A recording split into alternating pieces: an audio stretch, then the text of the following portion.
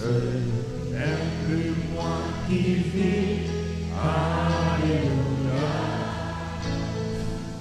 C'est Christ qui vit en moi. Qui vit, qui vit, qui vit. C'est Christ qui vit en moi. Ce n'est plus moi qui vis, alléluia. C'est Christ qui vit en moi. Qui vit, il vit,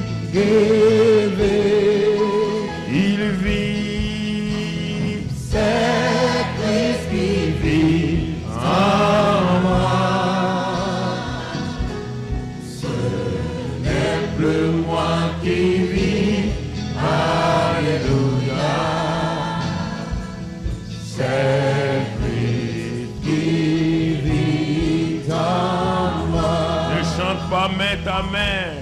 Ce n'est plus moi qui vis, alléluia. C'est la réalité divine. Qui vit en moi. Ce n'est plus moi qui vis, alléluia. C'est Christ qui vit en moi. Qui vit,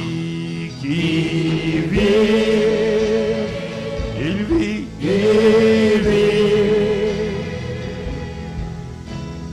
c'est Christ qui vit en moi. Ce n'est plus moi qui vis, alléluia. C'est Christ qui vit en moi. Est-ce que les sœurs peuvent proclamer ça?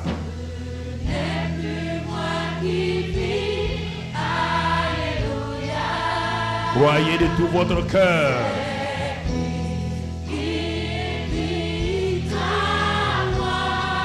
C'est ça la réalité chrétienne.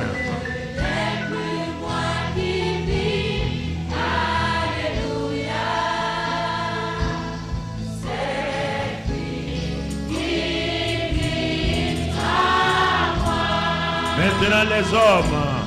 Ce n'est plus moi qui vis, alléluia. Réjouis-toi de cette réalité. Qui vit en moi. Ce n'est plus moi qui vis, alléluia. C'est Christ qui vit en moi. Ensemble maintenant.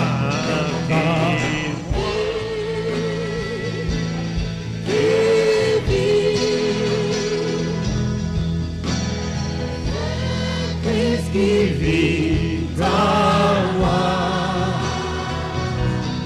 Ce n'est plus moi qui vis, alléluia. C'est Christ qui vit en moi. En moi. En moi. En moi. Oh oui. C'est Christ qui vit en moi. Alléluia. Ce n'est plus moi qui vis. Alléluia.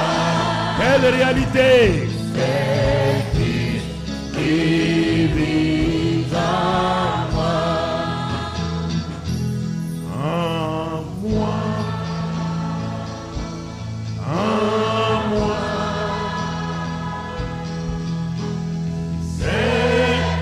Qui vit en moi. Oh, ce n'est plus moi qui vis, alléluia.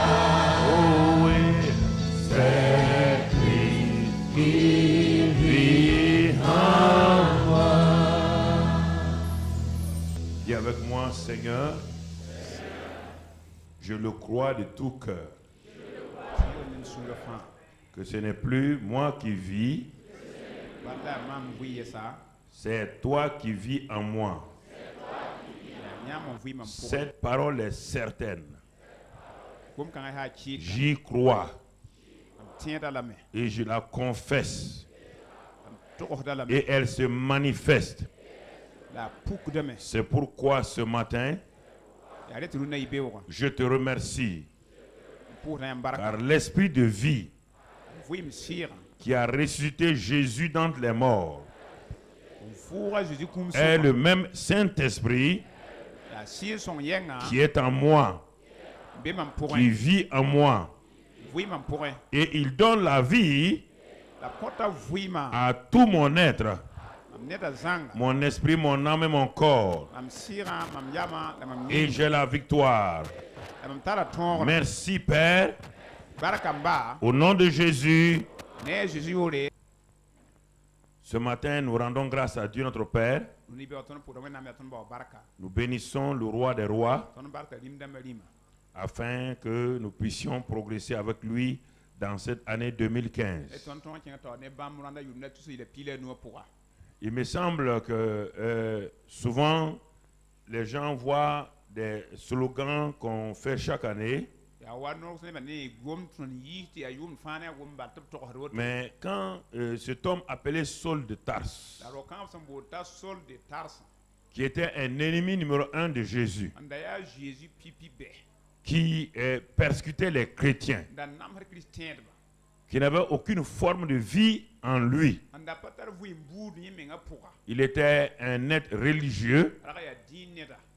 Quand cet homme a rencontré Jésus-Christ,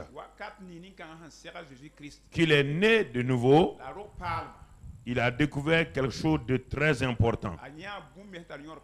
Il a découvert, malgré le fait qu'il n'a jamais rencontré Jésus, il n'a jamais vu Jésus, il a découvert deux faits. Disons trois faits. Le premier fait, j'ai été crucifié avec Christ. Voici un homme qui n'a jamais salué Jésus. Voici un homme qui n'a jamais rencontré Jésus. Où a-t-il eu cette révélation? Un homme qui n'a jamais rencontré Jésus, qui persécutait les chrétiens, qui ose dire, j'ai été crucifié avec Christ, avec ce Jésus-là. Premier fait. Et à cause de ça, il a eu la victoire sur le péché, il a eu la victoire sur Satan, il a eu la victoire sur tout ce qui venait les tentations. Deuxième fait que cet homme-là nous dit dans la parole, j'ai été ressuscité avec Christ. Mon vieil homme qui a été crucifié là n'est plus ressorti du tombeau du séjour des morts. C'est un homme nouveau qu'on appelle une nouvelle création qui est sorti. Un homme justifié, en qui il n'y a aucune condamnation. Cela a permis à cet homme-là de savoir qu'il y a une vie nouvelle en lui. Troisième fait, qui va donner à cet homme-là de régner dans cette vie-là, comme il nous l'a dit dans Romains 5, 17, il dit ceci, maintenant. Non seulement j'ai été crucifié, non seulement j'ai été ressuscité, il y a un troisième fait que j'ai expérimenté et qu'à cause de ça, alors plus rien ne peut prévaloir contre moi. Ce n'est plus moi qui vis, c'est Christ qui vit en moi. Alors quand il a dit cela, réfléchissez vous-même. Ce n'est pas un slogan. Il n'a jamais vu Jésus. Il n'a jamais rencontré Jésus. Il était, et même quand il a entendu parler de Jésus, il est devenu l'ennemi numéro 1 de Jésus. Cette déclaration-là, je vous pose la question. Vous croyez qu'il l'a faite comme ça? Et c'est ce qui a fait de cet homme-là le plus grand apôtre de tous les temps. Parce qu'il a accepté cette révélation. Est-ce que Paul est parti chez Pierre pour être délivré? Hein? Il est parti à une réunion de prière pour être délivré? Non, je vous pose la question. Mais a-t-il vécu la réalité, oui ou non? Frères et sœurs, a-t-il été enseigné comme nous sommes enseignés? Hein? Alors, comment a-t-il fait? Parce que quand il y a une révélation, on n'adhère pas à une révélation. On accepte la révélation. On vit dans la révélation. On la manifeste. C'est cette manifestation qui transforme votre vie. Parce que nous avons eu la vie éternelle lorsque nous sommes nés de nouveau. Nous ne sommes pas transformés. La vie éternelle est un fait ponctuel et définitif. Mais cette vie éternelle que nous avons reçue est en nous. Mais maintenant, elle doit se manifester dans notre âme, dans notre corps, et que ça commence à sortir pour aller vers les autres comme des fleuves d'eau vive, ce que nous avons vu depuis le début donc, de l'année. Alors, mon frère, ma soeur, Dieu nous donne une espérance. Si tu manques cette réalité de Christ en nous là, je ne sais pas comment tu vas faire. La délivrance n'apporte rien. Il ne s'agit pas de délivrance ici. Il s'agit de faits. J'ai été crucifié, j'ai été ressuscité, et maintenant ce n'est plus moi qui vis, c'est Christ qui vit. Ce n'est pas une promesse, c'est un fait, c'est une réalité. Aucun démon, ni dans le ciel, s'il y en a là-bas encore, ni en enfer, ne peut résister à aucun homme qui croit ça, qui marche dans ça. Il n'y a aucun démon qui peut le toucher, Impossible. Je viens te parler de la part de celui qui dit qu'il est le même hier, aujourd'hui, éternellement. Je viens te parler de la part de celui qui dit il n'y a aucune ombre de variation en moi. Il dit je ne change pas. Ne t'inquiète pas, je suis avec toi. Et personne ne posera la main sur toi. Je te parle de cet homme-là. Écoute-moi mon frère, ma soeur. Il faut être chaud pour ce qu'il est chaud. Avec Jésus-Christ, quand on est chaud, on n'est jamais déçu. On n'est jamais déçu. Et chaque jour, chaque soir, je vois des gens assis devant leur écran. Quand ils ont fini, ils sont déçus. Parce qu'ils veulent que leur équipe gagne. Ils ne sont pas sûrs que leur équipe va gagner. Mais moi, mon équipe gagne toujours. Alléluia. Alléluia. Alléluia. Car mon capitaine est en même temps entraîneur. Car mon capitaine, qui est entraîneur, est le buteur. Alléluia. Alléluia. Alléluia. Merci Seigneur. Gloire à Dieu. Gloire à Dieu. Gloire à Dieu. Assois-toi, calme-toi d'abord. Ça, c'est l'entrée en matière. Mon frère, ma soeur, ce matin, nous voulons aller pas à pas. Et notre titre ce matin, le secret du ministère de Jésus. Nous allons apprendre quelque chose. Quand tu vas écouter attentivement, dis avec moi, Saint-Esprit, j'ouvre mon cœur. Donne-moi la révélation de la parole. Car c'est la révélation de tes paroles qui est claire et qui donne l'intelligence aux simples. Je m'attends ce matin à ce que tu m'enseignes et que tu plantes en moi cette semence divine de la parole qui ne change pas. Amen. Alors, les secrets du ministère de Jésus. Jésus a été le premier témoin de Dieu sur la terre. Et il va nous montrer quel est réellement, qu'est-ce que c'est son secret. Et c'est pourquoi c'est le même apôtre Paul là. C'est lui qui a été habilité à nous révéler ce qui est Jésus. Là-haut, il était Dieu. Il est Dieu là-haut parfaitement. Mais quand l'ange Gabriel a été envoyé pour parler à Joseph, il a dit à Joseph, il dit, ta femme là, ta fiancée là, elle aura un enfant. Tu lui donneras le nom Jésus. C'est lui qui sauvera son peuple de ses péchés. Donc ça veut dire quoi? Ce Dieu qui est là-haut va porter un nom sur la terre. C'est le nom de Dieu incarné qui s'appelle Jésus. Au ciel, il n'y a pas de Jésus. Non, mon frère. Au ciel, il n'y a pas Jésus. Il y a Jéhovah là-bas. Mais Dieu dit à Gabriel, si quand tu vas descendre, tu dis que Jéhovah là va venir sur la terre, il va porter un nom, Jésus. Mais les gens ont dit, ah oui, mais Dieu vient dans toute sa puissance. Dieu vient dans toute son omnipotence.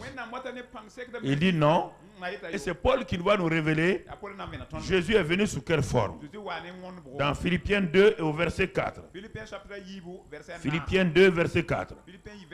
Et là, Paul dit que chacun de vous, au lieu de considérer ses propres intérêts, considère aussi ceux des autres.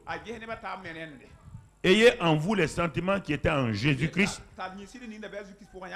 lequel, existant en forme de Dieu, n'a point regardé comme une proie à arracher d'être égal à Dieu lui-même. Mais il s'est dépouillé lui-même. Ouais, il n'est pas resté Dieu. Parce que pour parler en français, c'est difficile. Quand on dit d'être égal à Dieu là. Non, ça veut dire quoi? De rester Dieu.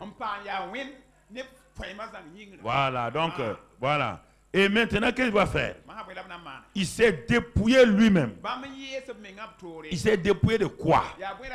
Il s'est dépouillé de son omnipotence, de son omniscience.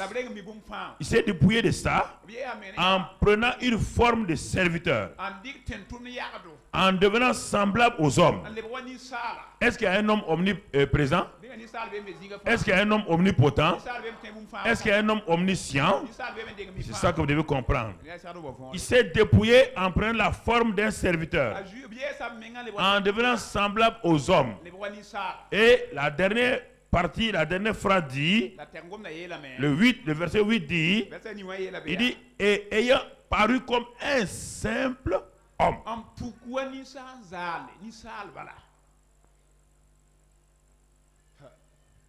Tant que tu n'acceptes pas cette réalité-là, tu as des problèmes. On n'a pas dit un homme.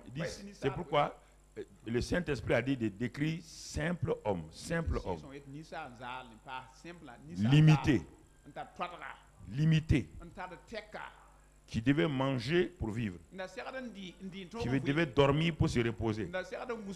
Qui devait boire. Tant que tu n'acceptes pas ça là, tu ne peux pas accepter que Dieu peut t'utiliser. À chaque fois, tu vas élever Jésus comme Dieu. Dans sa semence, il est Dieu parce que la semence n'est pas venue d'un être humain appelé Joseph. Mais dans cette semence-là, il a enlevé tout ce qui est omniscience, omnipotence, tout. Et il reste seulement la vie, la vie.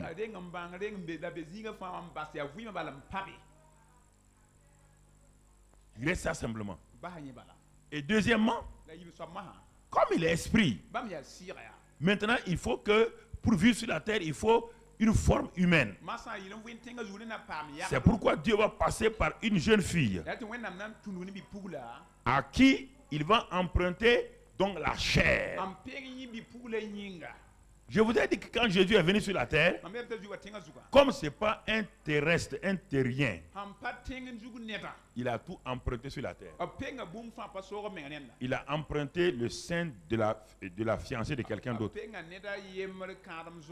Il a emprunté de cette fiancée-là, il a emprunté sa chair. Tu comprends? C'est ça. Mais ce n'est pas fini. Et pour aller à Jérusalem, il a emprunté un ânon. Pour manger son dernier repas, il a emprunté une grande salle. Tu comprends? Quand il est mort, même dans sa mort, il n'a pas de tombeau. Il a emprunté le tombeau de Joseph d'Arimathée. Regarde, c'est pour te montrer qu'il était un simple homme, limité. Et c'est ça, quand tu acceptes cette réalité. Parce que dans la Bible, quand on dit vérité, vérité veut dire réalité. Réalité. Donc, mon frère, ma soeur, c'est cet homme dont on parle ici. C'est cet homme-là dont on parle. Il dit il est devenu un simple homme. Un simple homme. C'est pourquoi il avait 2 pieds. Tu l'avais avec 3 pieds. Tu l'avais avec 2 têtes. Pourquoi vous mystifiez Jésus? Pourquoi vous voulez le mystifier? Pourquoi vous voulez l'élever, lui donner autre chose que ce que Dieu a dit qu'il est? Il avait faim, non? On dit il lui faim, il est parti pour chercher à manger, oui ou non? Est-ce que Dieu a faim? Dieu dans sa forme omnipotente, est-ce qu'il a faim? Mais Dieu dans la chair peut avoir faim, non? Doit avoir faim. Hein? Voilà, donc frères et sœurs, c'est cet homme-là dont on va parler de son ministère de témoin sur la terre, pour que toi et moi, nous osons croire que ce que lui-même dit là, nous pouvons être et faire la même chose. Pour que toi et moi, nous puissions comprendre. C'est pourquoi avant d'aller de l'avant, tu dois être fille de Dieu comme lui. C'est la seule chose qui te manque. Lui, il est un homme sans péché. Toi, tu étais un homme avec des péchés. Pour que vous soyez à égalité, qu'est-ce qu'il fait? Il te donne la vie que lui, il a. Tu deviens fille de Dieu comme lui. Maintenant, vous allez ensemble. Vous pouvez progresser ensemble. C'est pourquoi il a dit, le disciple, dans Luc 6,40, que le disciple n'est pas plus que son maître, mais que tout disciple accompli sera comme son maître. Tu comprends, mon frère? Ce sont ces choses-là. Il y a une incrédulité dans le monde chrétien. Une incrédulité. Les gens veulent se comparer à un Jésus, Dieu omnipotent. Non. Sur la terre, quand il était à Canaan, est-ce qu'il pouvait être à Jérusalem? Hein? Non. Rien. Et lui-même il parle. Frères et sœurs, regardons cet homme-là. Qu'est-ce qu'il a qualifié? Ce qu'il a qualifié, c'est Luc 4, 1, verset 1 et verset 14. Le verset 1 dit d'abord que Jésus-Christ, rempli du Saint-Esprit, revint du Jourdain et fut conduit par l'Esprit dans le désert. Donc maintenant, c'est Jésus-là, c'est Jésus homme-là, avant de commencer son ministère, a été rempli du Saint-Esprit et conduit par le Saint-Esprit. Alors mon frère, ma soeur, ce qui est écrit ici là, c'est la même chose pour toi et moi. Pendant 30 ans, cet homme qui était là, qui est saint, qui marche dans la vérité, n'a pu rien faire, rien, absolument rien. Parce qu'il lui manquait la qualification remplie du Saint-Esprit. Il lui manquait ça. Il ne pouvait rien faire. Il l'a dit lui-même. Écoutez, frères et sœurs, c'est-à-dire que souvent nous faisons des choses parce que nous ne voulons pas. Sinon, ce n'est pas que Dieu n'a pas donné, nous ne voulons pas.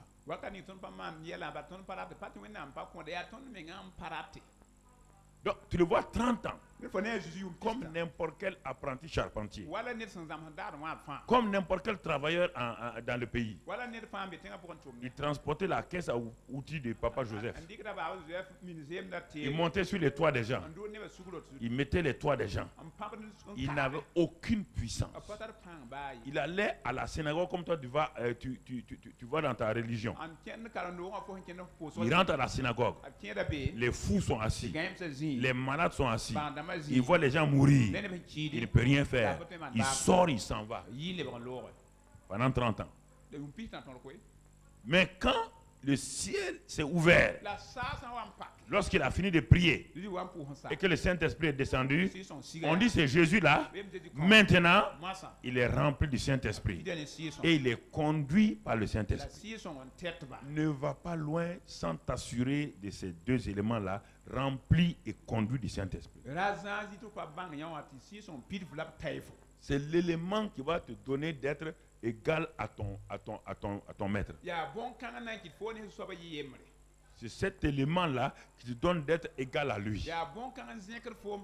Parce qu'il va dire dans Jean 20, il dit que de même que le Père m'a envoyé, je vous envoie de la même manière que le Père m'a envoyé.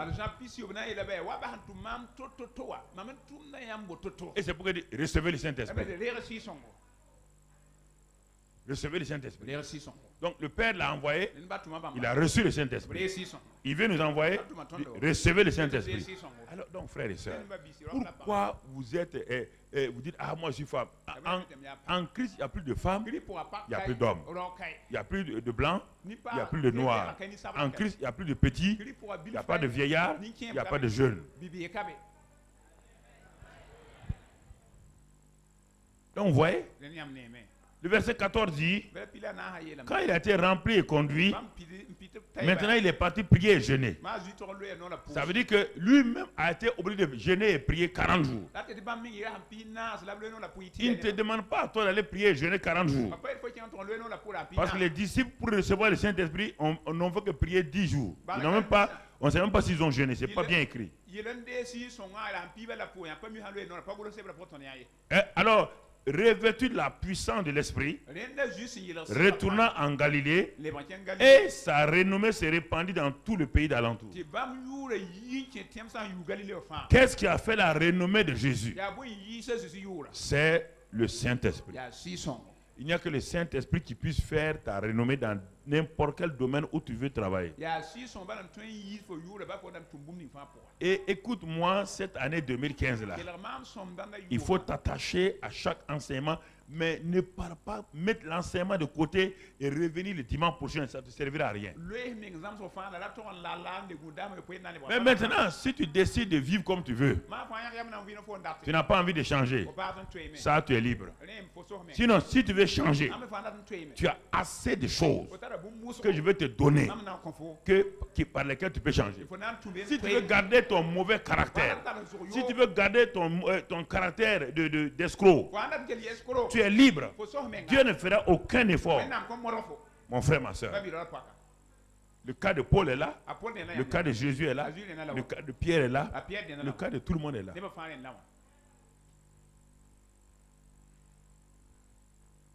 Il n'y a pas d'autre argument. Quand le Saint-Esprit vient à nous, il nous rend saints. Par son nom l'indique, non? Alors mon frère, quand tu prends une bouteille d'eau, tu mets du sirop là-dedans. L'eau là devient quoi? On l'appelle l'eau encore? Il a la nature de quoi? Surtout le sirop grenadine. L'eau là était incolore. Une odeur. Hein? Et tu prends le sirop grenadine. Sirop pur ici. Tu mets dans la bouteille d'eau. Tu as 2 bouteilles de sirop. Oui ou non? Tu ne peux pas dire que tu as reçu le Saint-Esprit et que tu es différent de Jésus et tu continues à vivre dans l'impureté. Il y a quelque chose à écouter. Si vous ne voulez pas changer, ne changez pas. Mais ne mentez pas sur Dieu. Dieu libère. Comment le grand Saint-Esprit va venir en toi et tu continues à vivre comme tu veux. Frère, arrêtons de nous flatter nous-mêmes, chacun. On n'a pas besoin de prière pour ça. Dès le moment où le Saint-Esprit vient là, ça amène un changement. Le mauvais Paul là est devenu Saint Paul. Le meurtrier là est devenu un homme qui ne tue plus les gens. Ce n'est pas parce qu'il a prié, hein. C'est parce que le Saint-Esprit est venu en lui. C'est le premier fait que vous devez accepter. Arrêtez de prier sans le Saint-Esprit. Arrêtez de jeûner sans le Saint-Esprit. Le premier élément, c'est d'abord la présence du Saint-Esprit en vous. L'accepter comme un fait, accepter ça et le laisser manifester par la prière en langue. Par la prière en langue. Par la prière en langue. Il commence à se manifester. Il commence à se manifester. Il commence à se manifester. Maintenant, si tu jeûnes, le jeûne est pour te fortifier toi, mais c'est le Saint-Esprit qui est en toi qui est déjà ta force. Le jeûne ne fortifie pas quelqu'un. Le jeûne me permet de me mettre de côté, sans manger, sans boire, pour savoir la situation dans laquelle je me trouve là. Puisque j'ai trop de pensées. Quelle est la pensée de Dieu? Quelle est la pensée de Dieu? Le jeûne ne change pas Dieu. Le jeûne me change moi. Le jeûne n'amène pas Dieu à changer son programme. Il a dit que je ne change pas. Il a dit qu'il n'y a aucune ombre de variation en moi. Donc ton jeûne ne peut pas changer Dieu. Soit ton jeûne te change. Ton jeûne change ton mauvais caractère. Ton jeûne te brise toi-même. Ton jeûne te dit que ton attitude n'est pas correcte. Parce que le Saint-Esprit qui est en toi, tu lui donnes le temps maintenant. Or, avant ton temps de jeûne et prière, tu es allé à gauche, tu vas à droite. Tu es trop occupé. Il n'a pas le temps de te parler. Tu dis, bon, je vais mettre 3 jours à part. On peut parler maintenant. 3 jours. Tu vas commencer à te révéler ce qui fait tes défauts, ce qui fait tes faiblesses, ce qui fait ça. C'est ce temps de jeûne-là qui est important. Sinon, le jeûne lui-même, il ne change pas quelqu'un. Mais dans quel passage vous avez lu ça? Vous êtes agrafé à des choses religieuses comme ça. Si les jeunes changent les gens, on n'a plus besoin de Jésus. On n'a plus besoin du Saint-Esprit. Oui ou non? Voilà, frères et sœurs. Il faut savoir faire les choses en harmonie. C'est cette harmonie-là qui te donne la victoire. Alors, frères et sœurs, Jésus a jeûné 30 jours. Ce n'est pas pour avoir la force. Il avait déjà la force du Saint-Esprit là. Il a jeûné 40 jours là pour savoir quelle est la pensée du Père. Il est sorti du jeûne là avec la pensée claire du Père. Quand tu es trop occupé, tu n'entends pas la voix de Dieu. Il n'y a pas un homme. Souvent, le problème des fonctionnaires, des hommes d'affaires, c'est qu'ils sont trop occupés. Ils cherchent seulement la voix de Dieu pour leurs affaires. Ils ne cherchent pas la voix de Dieu pour leur vie. Donc Dieu leur donne des affaires, mais leur vie n'est pas changée. Leur vie et leurs affaires sont indirectement proportionnelles. Ils réussissent en affaires médiocres dans la vie personnelle. Ils n'ont pas le temps d'aller écouter Dieu. Ils n'ont pas le temps de prendre 3 jours. Ils sont prêts à prendre 3 jours pour aller aux Bahamas. Ils sont prêts à prendre 45 jours pour aller dans quelle île? Pour aller satisfaire les yeux. Ils ne peuvent pas prendre 2 ou 3 jours, rester dans la présence de Dieu pour dire Dieu, ma vie ne va pas. Je fais des scandales. Je vais changer. Je me mets devant toi. Et le Saint-Esprit va mettre le doigt sur leur vie. On dit, mon ami, c'est ici là qu'il y a ton problème. Tu es désobéissant ici. Tu es rebelle ici. Est-ce que tu veux changer? Il va te changer. Voici la réalité. Voici la réalité, frère et sœur.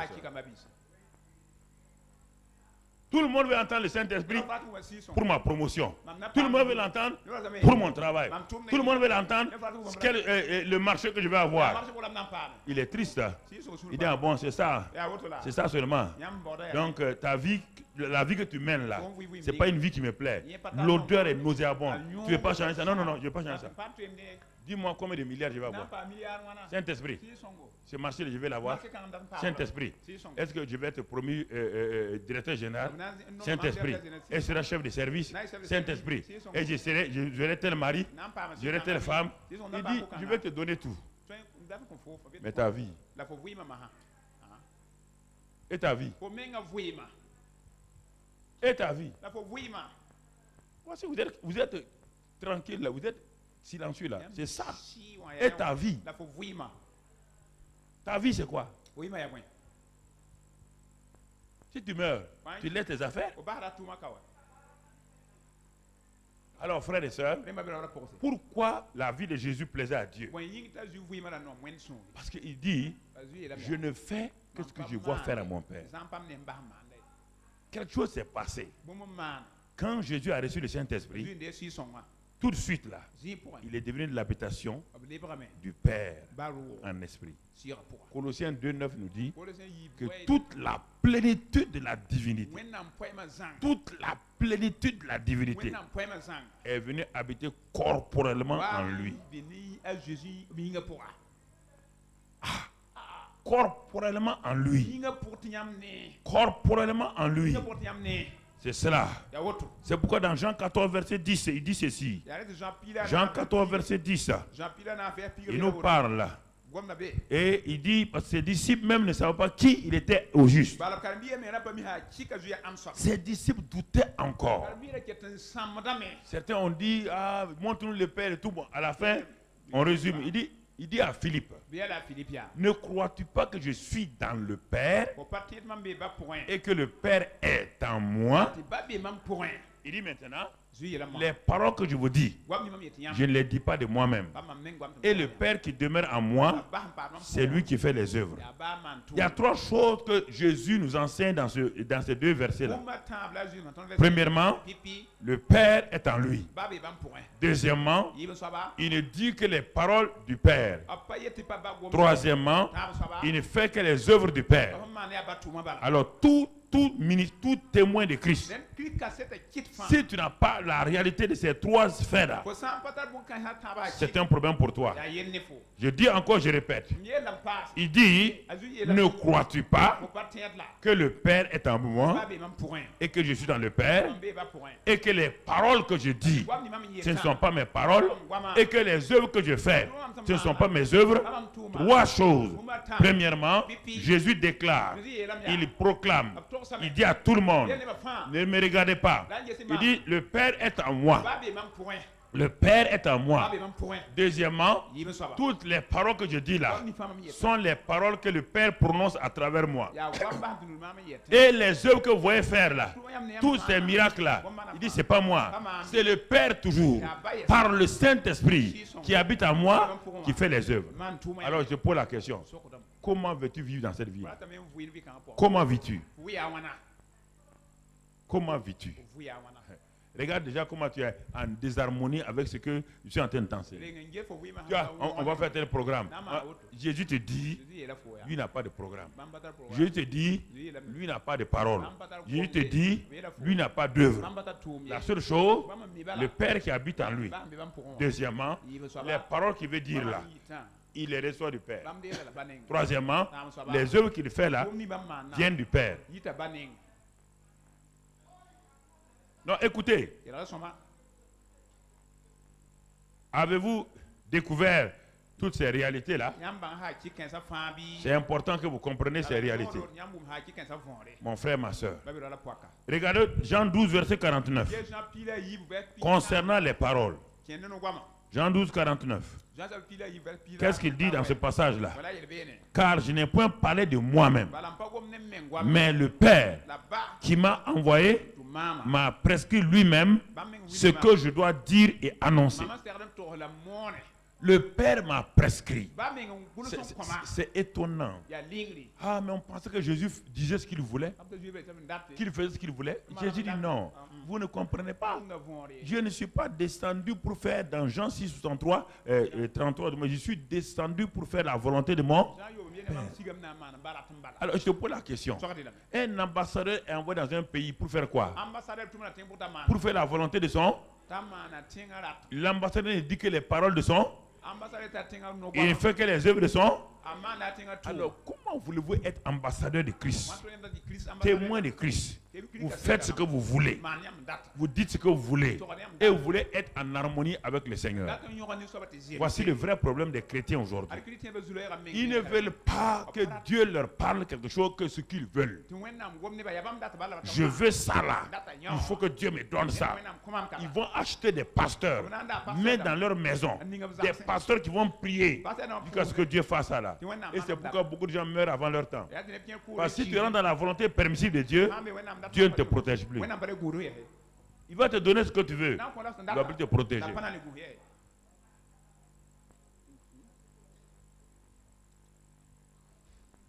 Dieu a dit, je suis un roi. Et je vais faire de vous des rois et des sacrificateurs. Vous entendez? Je ferai de vous des rois et des sacrificateurs. Moi, je suis roi et sacrificateur. Ils ont dit oui. Ils arrivent en Canaan. Avant d'arriver en Canaan, ils ont vu beaucoup de peuples avec des rois. Ils disent au prophète Samuel, nous voulons que tu établisses sur nous un roi. Samuel, un homme. Mais il était tellement découragé. Il s'en va pour prier Dieu. Écoutez-moi. Il s'en va pour prier. Dieu dit à Samuel, son serviteur, ne te décourage pas. Ce n'est pas toi qui le rejette. C'est moi qui le rejette. Ils ne veulent pas que je sois roi sur leur vie. Alors, on va leur donner un roi. On va leur donner des rois et des rois. Écoutez, frère, toute la série des rois d'Israël était dans la volonté permissive. Aucun roi, ni David, ni personne n'était dans la volonté parfaite de Dieu. Écoutez-moi, hein. Je vous parle sérieusement. Aucun. Ils ont jeté Dieu comme roi. Dieu va leur donner des conditions. Tous les rois que je vais vous susciter là, ils vont prendre vos femmes, vos enfants comme vos filles comme femmes, vos enfants comme soldats, des serviteurs. Vous allez payer des impôts. Vous allez tout payer. Ils ont dit oui. Est-ce que vous comprenez? Dieu est roi. Et ils veulent qu'ils soient des rois tous. Ils ont refusé. C'est écrit dans le livre, si tu vas déjà dans Exode, tu trouveras ça. Maintenant, ils veulent un roi. Alors que Dieu est leur roi. Dieu dit, vous aurez des rois. Tous les rois d'Israël, aucun n'était la volonté parfaite. Tous, y compris David, étaient la volonté permissive. Aucun. Vous entendez? Dieu leur a donné pour nous enseigner quelque chose. C'est pourquoi c'est fini. Dieu il a mis fin à la série noire des rois. Il est revenu lui-même comme le roi des rois encore. Il est revenu pour faire ce qu'il veut. Jésus, le roi des rois, et toujours nous, quoi? Des rois et des sacrificateurs. Il l'a dit à Pierre, il l'a dit dans Apocalypse 1, Jean 1, 5 et dans Apocalypse 5. Dieu ne renonce pas. Si vous interrompez le programme de Dieu, il va l'interrompre. Mais quand il va le recommencer là où ça a été interrompu. Dans ta vie, c'est ça. Si tu bloques la main de Dieu pendant 15 ans, quand Dieu va revenir vers toi pour te faire démarrer, il te fait démarrer là où il t'a trouvé à 15 ans. Et c'est pourquoi des gens ont des problèmes. Là où il ne veut pas t'amener là où tu n'es pas. Tu t'es arrêté avec Dieu où? Ici? Et toi, tu penses que tu es là? Non, Dieu te ramène où? Là où la chaîne a été brisée. C'est là qu'il t'amène. Et c'est pourquoi beaucoup de gens ont des problèmes. Ils n'arrivent pas à avancer. Leur vie n'est pas dans la plénitude. Jésus, regardez Jésus. Mais moi, je suis étonné, je suis émerveillé en même temps. Regardez-le comment il avance. Il dit, je ne fais que ce que je vois faire au Père. Je ne dis que ce que le Père m'a dit de dire. Ce que le Père m'a prescrit, c'est ce que je dis. C'est ce que j'annonce. Ce que le Père m'a prescrit. Oh, les œuvres. Dans Jean 10, verset 37. Jean 10, verset 37. On a vu les paroles, voyons les œuvres maintenant. Jean 10, verset 37. Il dit, si je ne fais pas les œuvres de mon Père, vous voyez bien, il n'y a pas d'œuvre à faire. Parce que le ministère de Jésus n'était pas Ouais, le problème aujourd'hui, tout le monde proclame son ministère. Bon, moi, je ris quoi. Tu n'as pas de quel ministère tu as? Jésus appelle son ministère là les œuvres de son Père. Parce qu'il savait que s'il avait des œuvres à lui-même, sachant que lui-même ne peut rien faire, ça va être de la jalousie, des mesquineries, autre chose. Il appelle son ministère là les œuvres de son Père. Alors, si c'est les œuvres de son Père, c'est sûr et certain, voilà, lisons ça. Si c'est les œuvres de son Père, je ne fais que, si je ne fais pas les œuvres de mon Père, ne me croyez pas. Mais si je les fais, quand même vous ne me croyez point, croyez à ces œuvres-là, afin que vous sachiez et reconnaissiez que le Père est en moi et que je suis dans le Père. Regardez encore, il nous dit la même chose.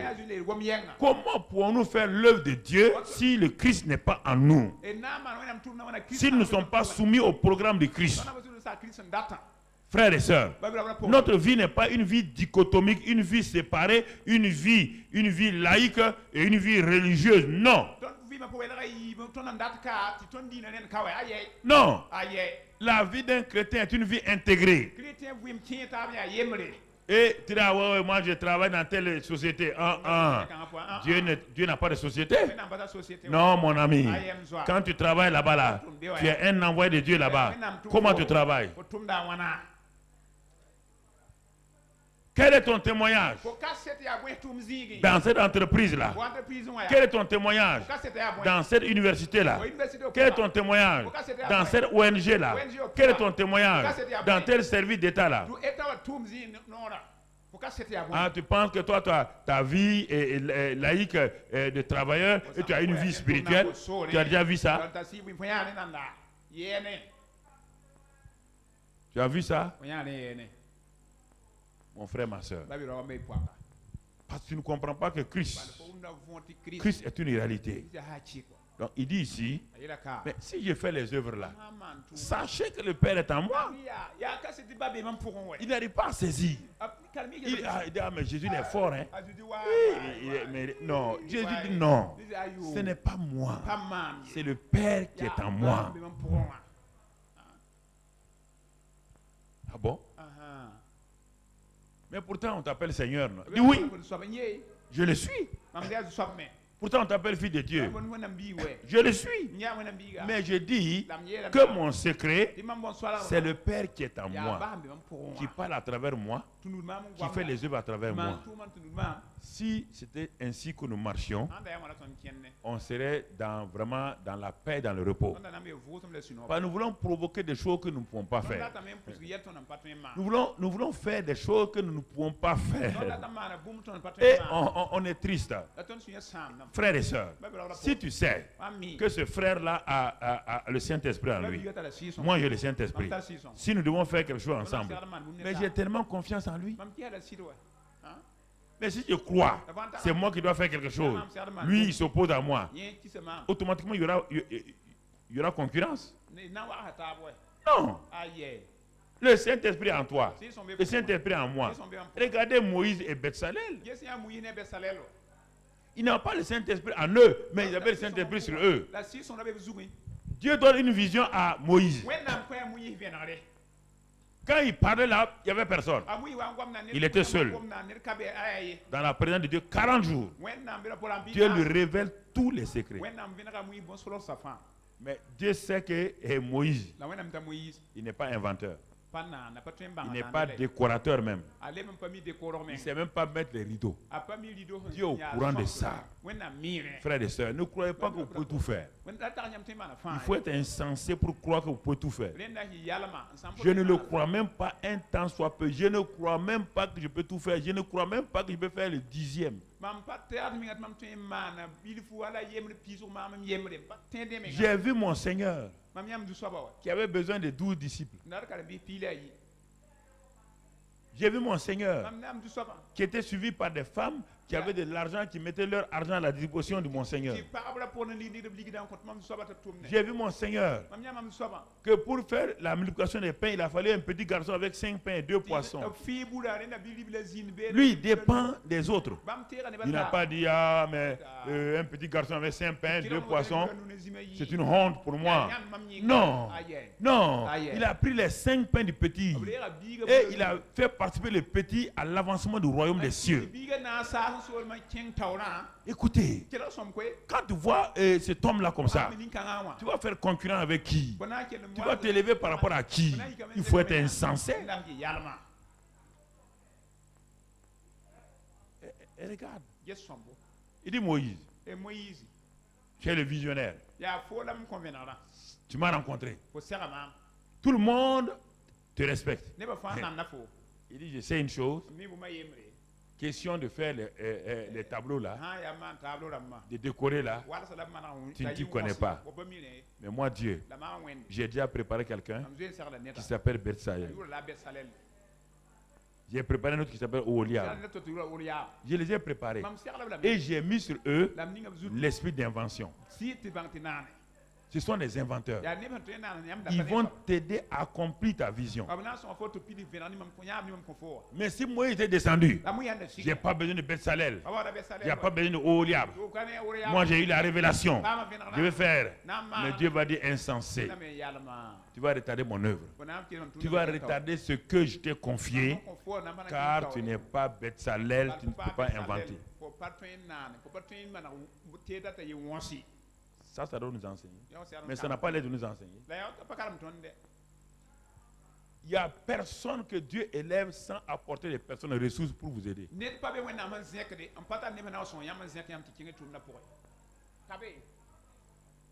Tout. Vous avez besoin de tout le monde dans la vie. Nous avons besoin de tout le monde dans la vie. Pour le centre, j'ai eu la révélation. Mais sans vous là, je serais où? Je peux construire ce bâtiment? J'avais l'argent pour ce bâtiment. Dieu a parlé de la télévision. J'ai construit la télévision. C'est moi qui ai mis les techniciens à la télévision. C'est moi qui ai formé les techniciens. Non. Écoutez, dans la vie, la dépendance, la collaboration, l'entente, ça montre quelle qualité d'homme vous êtes. Mais si vous ne vous entendez pas les gens, si vous ne collaborez pas les gens, vous avez beau avoir tous les secrets, vous êtes disqualifiés. Dieu, c'est pourquoi Jésus s'est rendu dépendable. S'est rendu dépendable. Et le grand Dieu là, il ne peut rien faire. Le grand Dieu ne peut pas gagner une seule âme sur la terre sans toi et moi. Tu entends? Sans toi et moi, le grand Dieu va regarder le monde périr, aller en enfer. Il a besoin de ma collaboration. Il a besoin de mon partenariat. Ça, c'est important que vous compreniez. Et c'est ça la vie de Jésus. C'est ça qu'il nous révèle. C'est ça qu'il me montre. C'est ça qu'il me dit, mon fils, si tu veux réussir, fais comme je fais. Le Père en moi, par le Saint-Esprit. C'est ça. Alors, ce Père en lui là, parce qu'on est toute l'année, on est sur ça, Christ en moi. Mais je prends d'abord ce mois-là, Christ en nous, c'est ce premier aspect que je prends pour que nous puissions comprendre. Alors, regardons maintenant ce Jésus-là, puisqu'il a déclaré que le Père est en lui, c'est le Père qui parle. On va voir la dynamique, on va mettre ça en dynamique. On a vu la statique, on va maintenant dynamiser le message. On va sortir des témoignages précis de la vie de ce Jésus-là. On l'a vu, il a déclaré. Mais on ne l'a pas vu sur le terrain encore. Comment ça se passe sur le terrain? Comment? Tu as fait une école d'électricité. Formidable. Mais on te dit d'aller en travaux publics. Ça, c'est pour savoir si tu as bien compris la leçon d'électricité. On t'amène sur le terrain maintenant. Regardons Jésus sur le terrain. Ce qu'il a dit, est-ce vrai? Allons dans Marc 4. Marc 4, verset 35. Marc 4, 35. Allons dans Marc 4, 35. Et regardons ce que la Bible nous dit. Ce même jour, sur le soir, Jésus leur dit, passons à l'autre bord. Jésus leur dit, passons à l'autre bord. Bon, on va s'arrêter. Mon ami, je ne t'ai pas dit d'aller vite. On va s'arrêter sur ce verset 35. On s'arrête sur le 35. Donc, le 35 nous dit quoi? Ce même jour, sur le soir, Jésus. En tout ça, Jésus. On va passer à la leçon pratique maintenant. On a rassemblé les éléments, comme en marketing. On a rassemblé les éléments, on va dépouiller et on va sortir maintenant notre schéma pour fonctionner sur le terrain. On parle de Jésus, on parle un cas pratique. Jésus. De quel Jésus on parle? Retourne à la leçon qu'on vient de voir. Le Jésus rempli du... Le Jésus conduit par le... Le Jésus revêtu de la puissance du... Le Jésus qui est conscient de la présence du Père, hein? Et le Jésus par lequel le Père parle. Et le Père agit. C'est lui qui est là. Ah oui, on est dans la leçon pratique maintenant. On a fini avec la théorie. On prend la pratique. On le voit sur le terrain. On le voit sur le terrain. On dit Jésus. Mais de quel Jésus? Le Jésus dont on vient de parler. Rempli du Saint-Esprit.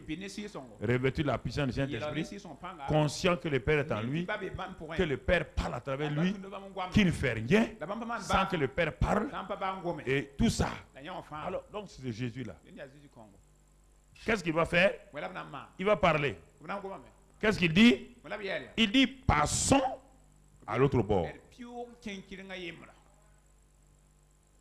Suivez-moi. Hein? Passons à l'autre bord. Ah. Passons à l'autre bord. C'est ce Jésus-là qui est en train de parler. Cela veut dire quoi? Il invite ses disciples à faire un voyage avec lui sur la mer. La mer, c'est le monde. Et il va entrer dans leur barque. Leur barque là, c'est leur vie. On vient à nous maintenant, Christ en nous. Jésus dit à ses disciples, vous avez une barque? Ils ont dit oui. Très bien. Je vais entrer dans votre barque. Je vais vous enseigner quelque chose. J'entre dans votre barque, étant rempli du Saint-Esprit, de la présence du Père, j'ai les paroles du Père.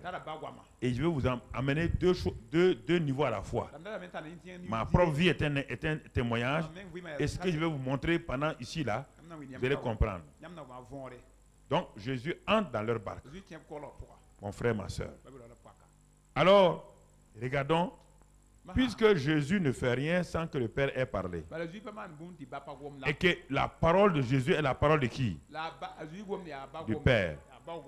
Alors, le Père dit au Seigneur Jésus, dis à tes disciples que vous allez faire un voyage. Passons à l'autre. Alors, en même temps, parallèlement, il est en train de nous parler ce matin. Tu es du côté de cette terre-là. Dieu te dit, on va voyager pour qu'on arrive à le bord de l'éternité. Écoute, c'est un voyage important. Je ne parle pas de la mort de quelqu'un, non. Dès que tu es converti, tu commences un voyage avec Jésus.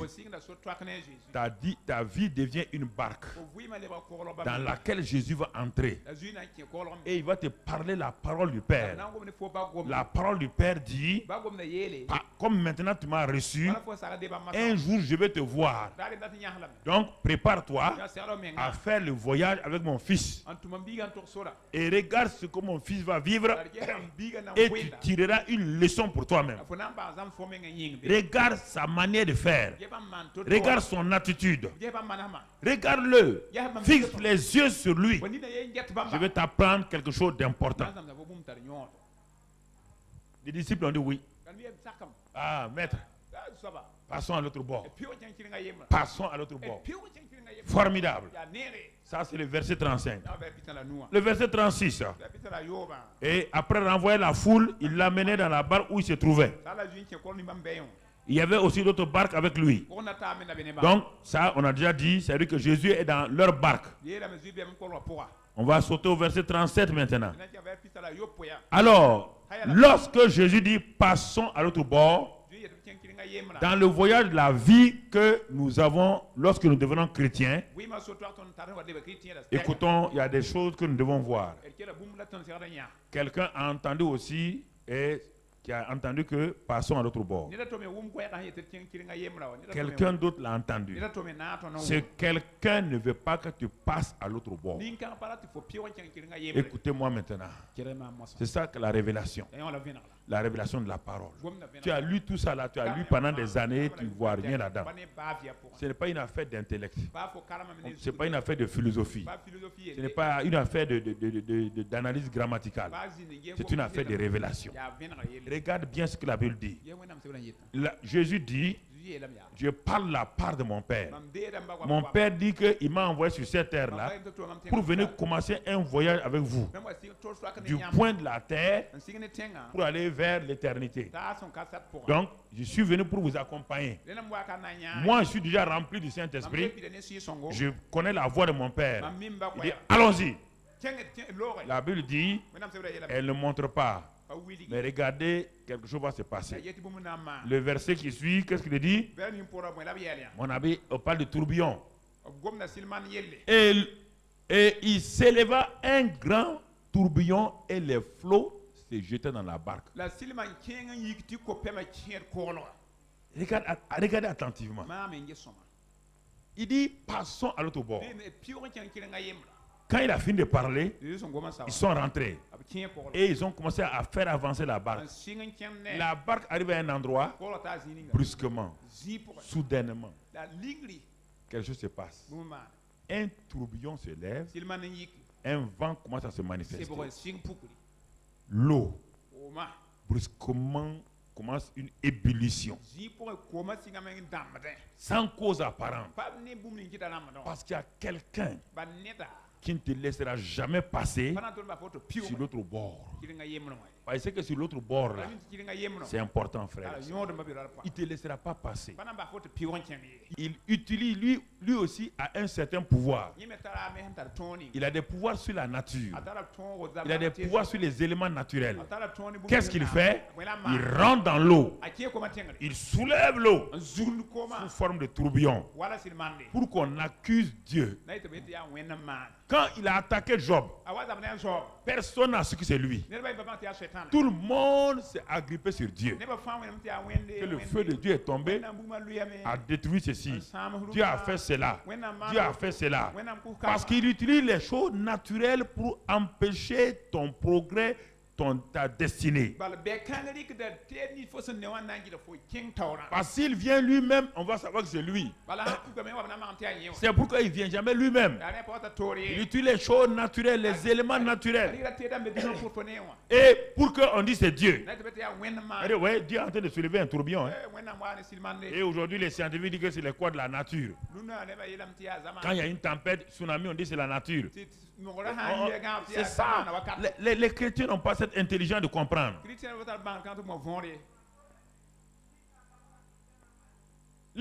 Les tempêtes ont commencé à sévir sur Job. Qui était derrière? Toi, tu lis maintenant, mais qui était derrière? Qui était derrière tout ça là? Est-ce que Job le savait? Sa femme le savait? Sa femme a dit de maudire qui? Donc, Dieu qui est à l'auteur de ça? Selon sa femme, qui est en train de nous faire ça? Dieu n'est pas bon. Oui, c'est ça qu'il convainc les gens. On dit, ah, mais pourquoi telle personne est morte, il a servi Dieu, il est mort, tout le monde se plaint, mais pourquoi Dieu fait ça là? Pourquoi Dieu me fait ça? Misérable, Dieu te fait ça. Toi, misérable, Dieu va faire toi à toi. Même moi, je ne te fais pas ça. Tu accuses Dieu forcément là. Il veut te faire quoi? Si Dieu veut t'enlever, Dieu est parti. Pourquoi tu es orgueilleux comme ça? Que Dieu me fait ça. Moi j'ai servi Dieu 10 ans, j'ai servi Dieu 15 ans. Et tes péchés là, tu les as avoués. Ce sont tes péchés peut-être parfois qui ont fait que Dieu et Satan t'a attaqué.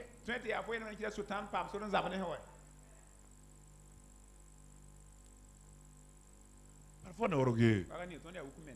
Et vous laissez les gens venir vous dire, ce qui t'arrive là. Mais Dieu même n'est pas reconnaissant. On t'a vu souffrir ici. On t'a vu ça. Et puis Dieu te fait ça. Dieu fait quelque chose à toi, un homme.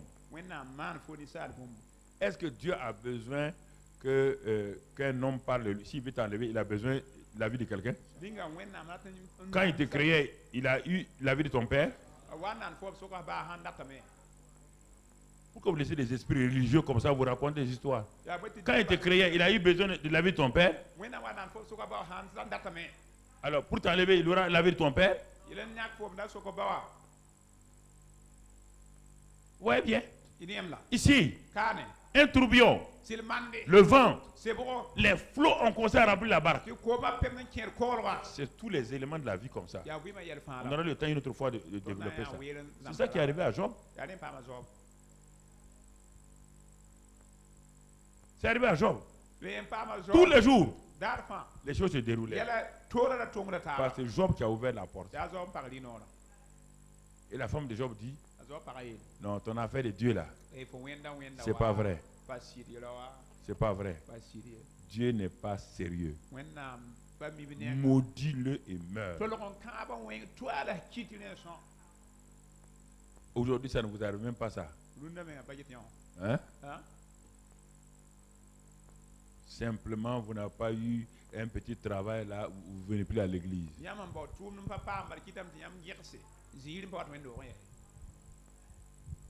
Vous créez des problèmes vous-même et vous en voulez à Dieu. Mon frère, si Dieu veut te promouvoir, tu crois qu'il va t'enlever comme ça, te mettre quelque part? Il faut qu'il arrête d'abord ton travail là avant de te promouvoir. Et c'est ça que vous n'aimez pas. Vous n'aimez pas ça. Un jeune homme a couru vers un pasteur et dit, hey pasteur, il faut prier pour moi. Je veux être un pourvoyeur du ministère là. Pasteur, je veux construire une grande église pour toi. Je vais faire ça pour toi, je vais faire ça. Voici, prie pour moi, prie pour moi. Le pasteur a prié. Oh, alléluia. Le jeune homme est parti. Quand il est parti, le lendemain, il arrive au service, licencié. Il court, il vient dire au pasteur que lui n'aime pas ça. Lui, il a prié. Il veut aider ton ministère. J'ai dit, je vais aider ton ministère. Et Dieu n'a rien trouvé que de me licencier. Mais le pasteur l'a regardé, il arrive. Il dit, c'est ça avec les chrétiens. Tu as dit, tu veux m'aider. Mais le salaire que tu gagnes là, c'est combien? 30 000 francs. Tu peux me construire une grande église avec 30 000 francs? Hein? Il dit non. Dieu dit, le pasteur dit, rends grâce à Dieu. Seigneur, je te rends grâce. Mais c'est ce que vous faites.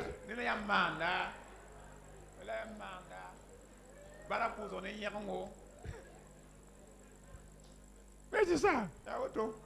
Maintenant que il a été licencié, il était en train de chercher un travail.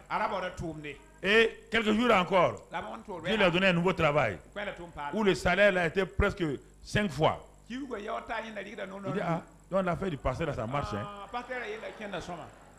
Au bout de 2 ans, le petit était multimillionnaire. Alors le pasteur l'a appelé, il dit, tu vois, c'est comme ça que vous ne comprenez pas. Quand vous priez, Il faut que Dieu arrête ce que vous faites là pour créer une nouvelle chose. Mais vous ne voulez pas ce temps d'arrêt là.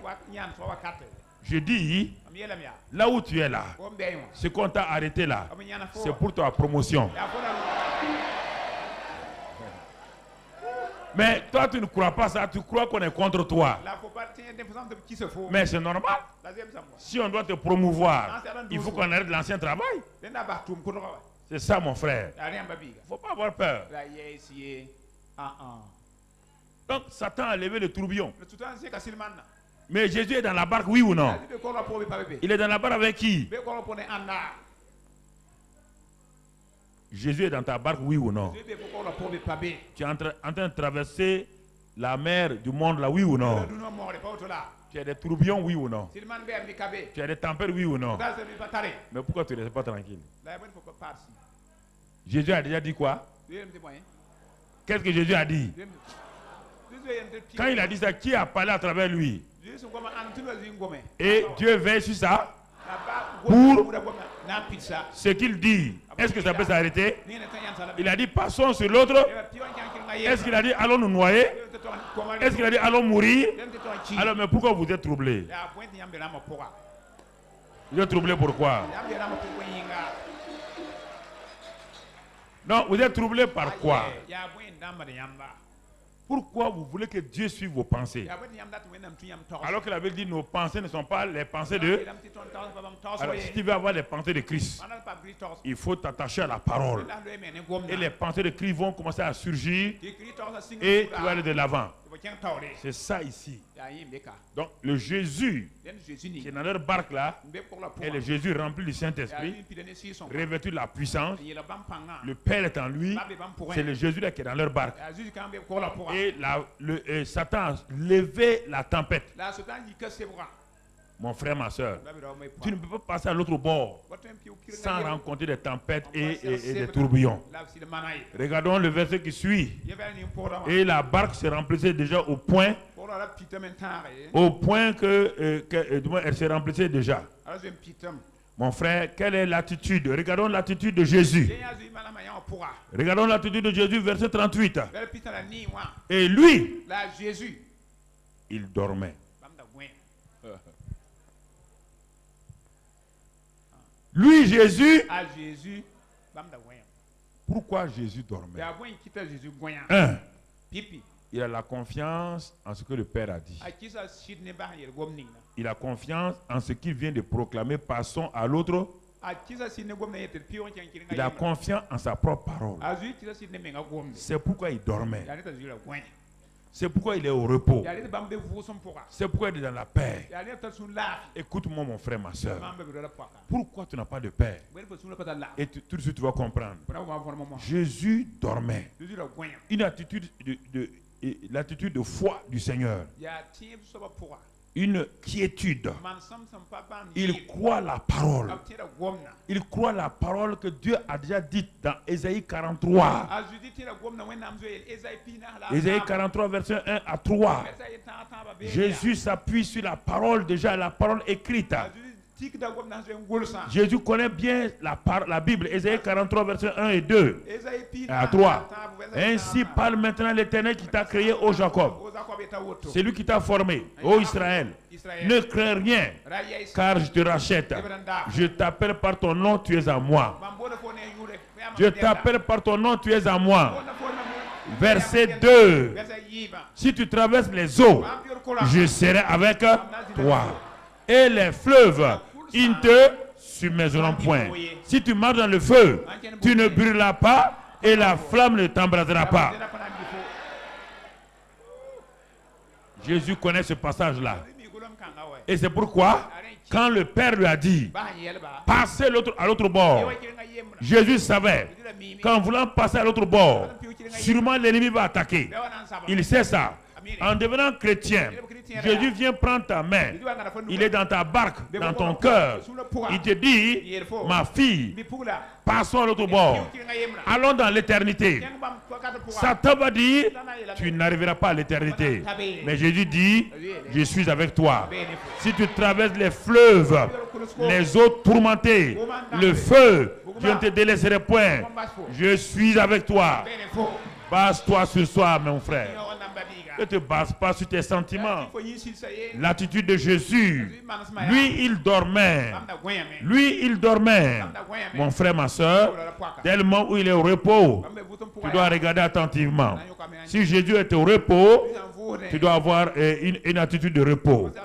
Mais l'attitude des disciples, la peur, l'inquiétude, l'incrédulité les a saisis. C'est terrible. Jésus est dans leur barque. Jésus est dans ta barque. Ta vie. Mais pourquoi tu es rempli de peur, d'inquiétude? Pourquoi? Tu vas voir textuellement comme ses disciples.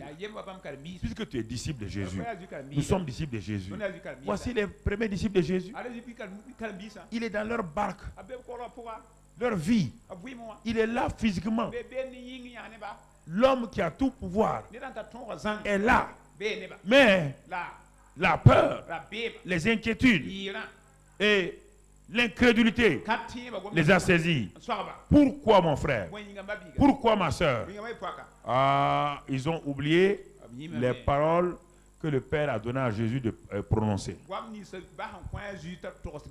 Ils ont oublié la parole qui dit passons à l'autre bord. La plupart du temps, quand vous avez des problèmes, vous oubliez toute la parole de Dieu. Votre cerveau devient vide. C'est ça qui vous crée la peur. C'est ça qui vous crée la peur. Dès que l'ennemi attaque, dès qu'on vous dit, ah, tu as telle maladie, tout de suite là, tout devient blanc en vous. Il y a un vide en vous. Et automatiquement, la nature ayant horreur du vide, Satan remplit ce vide-là par la peur. Parce que vous n'avez pas développé la parole pratiquement en vous. Vous venez écouter la parole à l'église. Mais ça, ce n'est pas suffisant. À l'église, là, moi, je vous communique la parole. Mais dans vos situations, dans vos tourbillons, vous devez vous rappeler cette parole-là. Donc, mon frère, ma soeur, ils ont eu peur. Ils ont oublié la parole. Deuxièmement, frère, ils ont oublié quoi? Et leurs yeux étaient fixés sur les situations et non pas sur Jésus. Jésus est le chef et le consommateur de notre foi. Dans Hébreux 12, il est dit, fixez vos regards sur lui. L'auteur de votre foi et le consommateur de votre foi. C'est extraordinaire. Jésus est là avec eux. Il est en train de dormir. Une attitude de paix, de repos. Ils détournent leurs yeux de Jésus. Ils donnent dos à Jésus. Et ils regardent les tempêtes, les tourbillons. Vous voulez qu'ils aient la foi comment? Au lieu d'avoir les yeux fixés sur le consommateur de la foi, l'auteur, ils ont donné dos à l'auteur de la foi. Regarde ta situation. Pourquoi tu es troublé? Pourquoi depuis des années tu luttes? Pourquoi tu n'avances pas? Pourquoi tu ne regardes jamais l'auteur et le consommateur de la foi en pleine tempête? C'est lui qui était là. C'est Jésus là. Il est le Fils, en qui se trouve le Père et le Saint-Esprit. Toute la plénitude de la divinité. Le créateur des eaux et des eaux. Le créateur de tout était dans la barque. Dans leur barque. C'est lui qui contrôle tout dans leur barque. C'est lui qui saisit tout dans leur barque. Mais il donne dos à celui qui contrôle les choses et il regarde aux choses naturelles. La plupart du temps, c'est ça, mon frère, ma soeur. Ah, mais ça n'ira pas. On va nous attaquer ici. On va nous faire ceci. On a dit que les sorciers sont ici. On a dit que les ennemis sont là. C'est ça qui a créé la peur. La peur. Leurs yeux étaient fixés sur la tempête. Leurs yeux regardaient les flots. Et comme ce sont des spécialistes de la pêche, ils connaissent le danger des tempêtes. Et c'est ça souvent avec nous. Nous sommes trop intelligents pour croire la parole de Dieu. Nous sommes des analystes. Nous sommes des experts. Quand il y a quelque chose, on veut tout commenter dans le naturel. On veut tout monter dans le naturel. On veut tout analyser dans le naturel. Et c'est ça qui nous crée des problèmes. On dit, oh, mais on va aller voir tel frère là, il est spécialiste en quaqualogie. Et il nous raconte toute une histoire qui ne tient pas debout.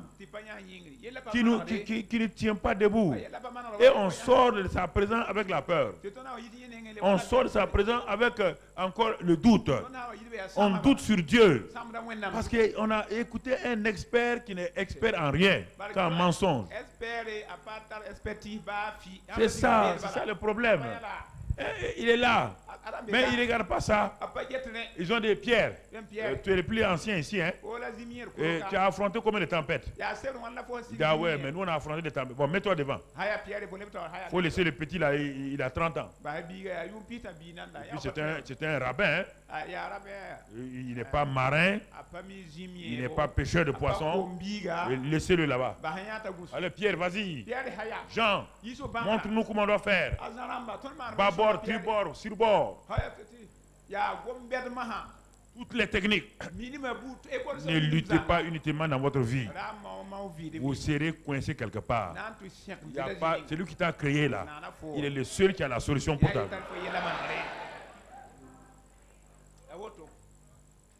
Ils ont tout fini. Quand les hommes ont tout fini, ils accusent Dieu. Ils ont tout fait, ça ne marche pas. Au lieu de reconnaître, ils s'envoient en vitesse. Hé, toi là, réveille-toi. On est en train de mourir. Et tu ne t'inquiètes pas. Comment quelqu'un qui dort va s'inquiéter?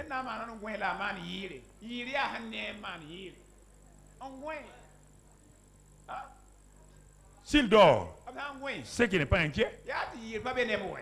Vous devez faire quoi? Vous devez vous asseoir autour de lui. S'il dort, nous aussi on s'assoit. Si lui ne va pas mourir, si lui n'est pas en danger, nous ne sommes pas en danger. Il n'a pas dit je passerai sur l'autre bord. Il a dit passons.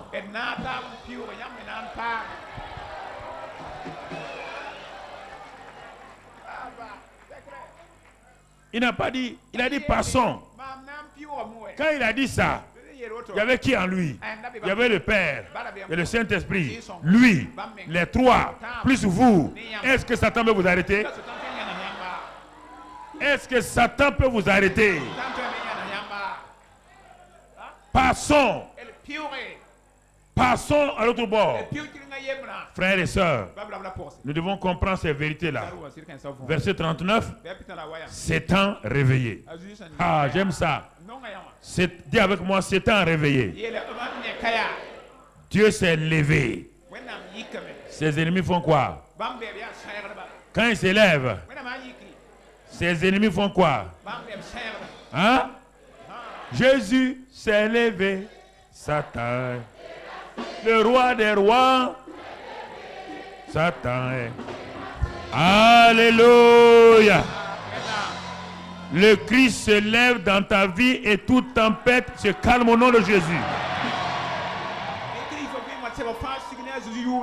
En cette année 2015, le Christ se lève et tout vent contraire dans ta vie cesse maintenant au nom de Christ Jésus. Cette année 2015, Christ a décidé de se lever.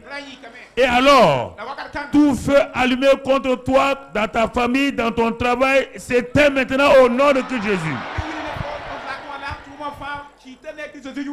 Christ se lève et tout tourbillon de maladie se disperse maintenant au nom de Christ Jésus. Mon frère, ma soeur, Christ se lève dans ta vie. Il a assez dormi. Il a vu tes tempêtes. Christ se lève, il voit tes ennemis. En cette année 2015, il se lève et tes ennemis tournent le dos au nom de Jésus-Christ.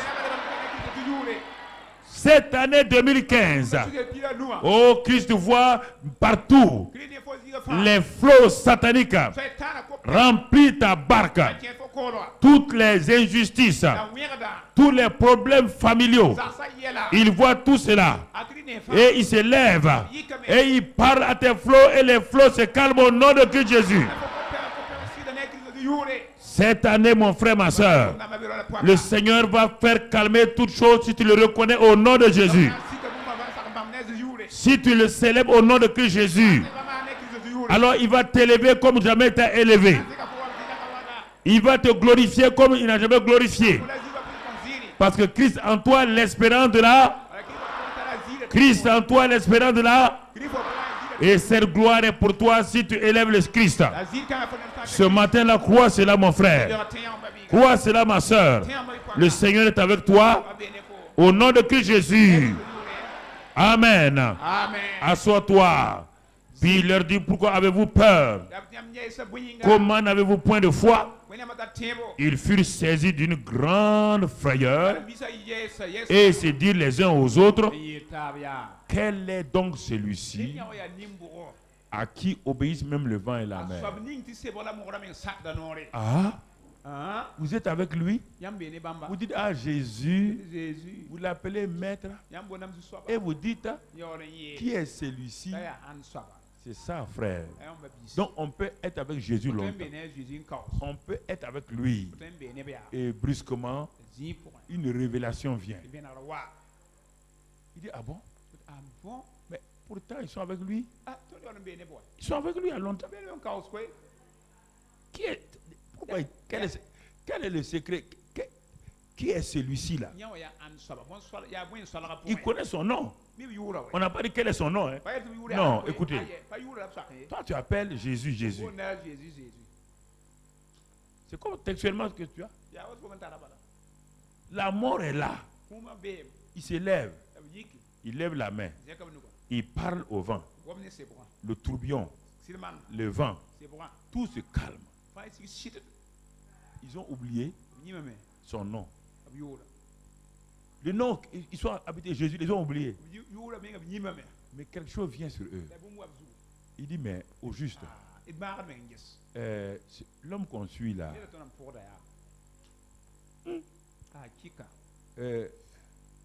ce n'est pas un génie qui s'est transformé qui est venu là.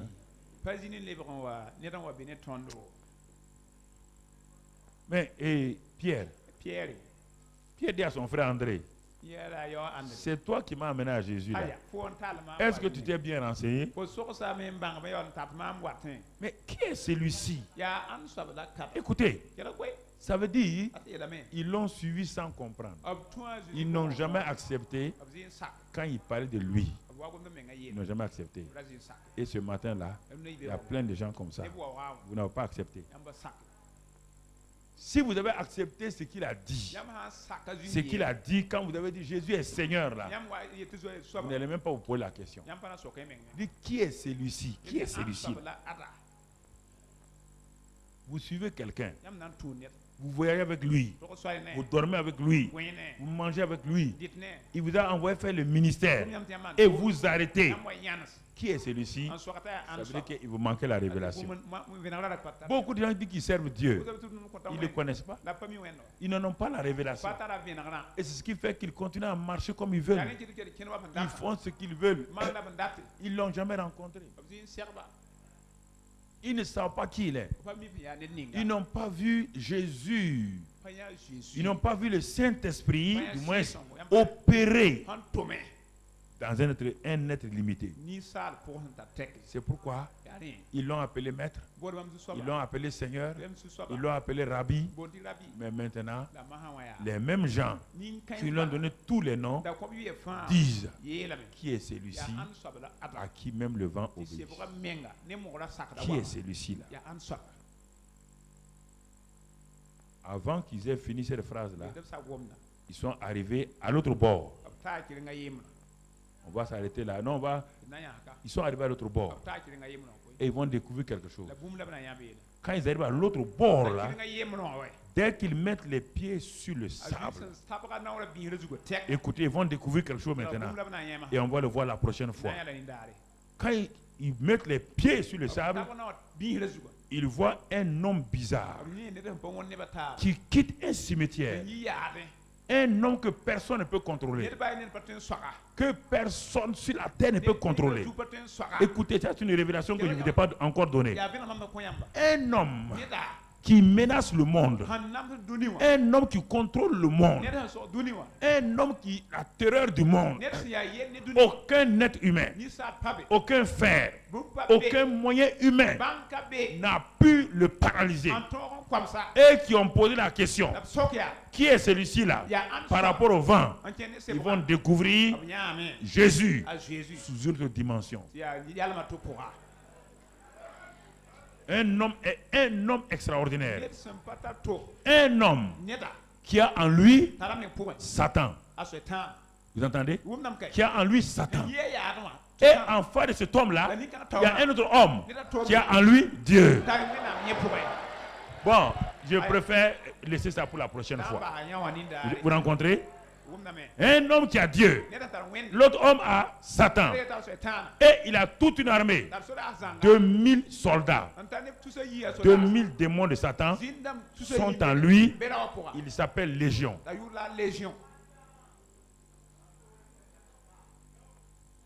Un homme qui dévaste la région. Tout le monde a peur de lui. C'est cet homme-là qu'on appelle Légion. Je vais vous donner la révélation plus tard. Pour ne pas comprendre ça maintenant. Pose tes mains sur tes entrailles, ton ventre. Crois cela, mon frère. Actuellement, toi qui as les yeux fermés et qui as posé tes mains sur tes entrailles, sur ton ventre, réalise ce matin qu'il y a des fleuves de puissance, les fleuves surnaturels qui sont emprisonnés en toi, qui attendent d'être libérés pour aller vers le monde. Que le monde soit délivré, que le monde soit guéri. Et le Seigneur te dit, mon enfant, mais pourquoi emprisonnes-tu mes flots divins?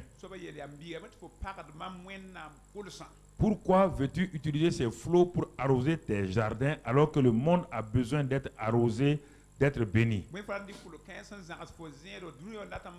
Ces flots ne t'appartiennent pas. C'est le puits qui t'appartient. Ça, c'est pour ta consommation locale. Mais les flots là ne t'appartiennent pas. Pourquoi es-tu si égoïste? Ne veux-tu pas donner aux autres ce que j'ai mis en toi? Pourquoi laisses-tu la peur, l'inquiétude, l'incrédulité empêcher que les flots divins, les flots surnaturels jaillissent de toi pour aller vers les autres? Alors veux-tu prendre ce matin la décision de laisser ces flots qui bouillonnent en toi depuis le moment où tu m'as connu et qui veulent sortir? C'est pourquoi tu es si insatisfait, insatisfaite.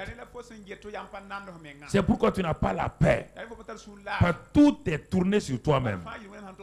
Et tu penses que ces flots-là vont pas te suffire si tu laisses couler. Ces flots sont liés à la source divine. Ne peuvent jamais finir. Ils sont suffisants pour toi, pour ta famille et pour le monde entier. Alors prends la décision ce matin de laisser ces flots divins couler de toi. Qu'à partir de maintenant, sois prêt à abreuver, à arroser les autres des flots que je t'ai donnés, des flots d'amour, des flots de pardon, des flots de paix et de joie, des flots de réconciliation, mais des flots matériels, financiers, des flots à tout point de vue.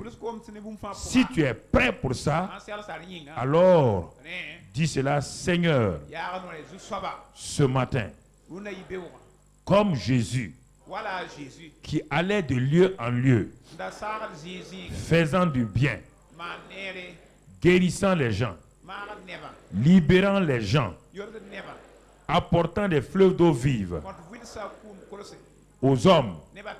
Je veux être un canal divin pour arroser, pour que les fleuves d'eau vive jaillissent de moi pour ceux qui sont autour de moi, dans mon service, dans mes universités et collèges, dans mon travail, dans mon quartier. Seigneur, ces fleuves sont déjà en moi. Ils sont déjà installés. Mais c'est la peur, l'angoisse, l'incrédulité qui me laisse couler ces fleuves. Car je ne veux pas prendre de risques. Je voulais la tranquillité, la quiétude. Mais je me suis aperçu que quoi que je fasse, Satan soulèvera les flots. Il amènera des vents. Alors je préfère laisser ces flots couler pour repousser Satan. Car je suis sur cette terre-là comme un témoin de ta gloire. Christ en moi, l'espérance de la gloire. Merci Seigneur. Au nom de Jésus. Amen. Amen.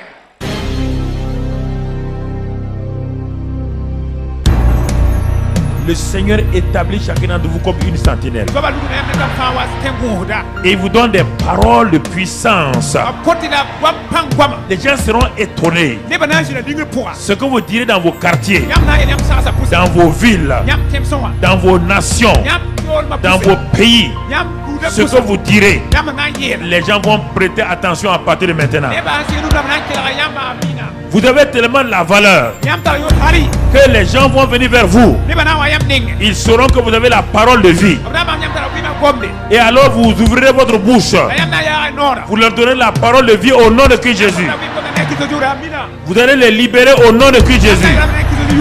Vous allez les changer au nom de Christ Jésus. C'est pourquoi le Seigneur m'a dit de te dire que tu es important à ses yeux et que tu es fille de l'homme et qu'il t'établit ce matin au nom de Jésus-Christ. Parle et dis avec moi. Pharaon. Jusqu'à présent, le monde a eu peur de toi. Mais mon père m'a dit de dire que tu ne ressembles à rien, qu'un simple arbre qu'on déracine, qu'on brûle. C'est pourquoi tu n'as pas de pouvoir sur moi. Toutes tes malédictions venant de mes ancêtres, même d'Adam, ont été déracinées. J'ai été libéré en Jésus-Christ. Je suis béni de toutes les bénédictions. Satan, tu n'as pas d'emprise sur moi. Quoi que tu fasses, je suis protégé par le sang de Jésus. Par le sang de Jésus.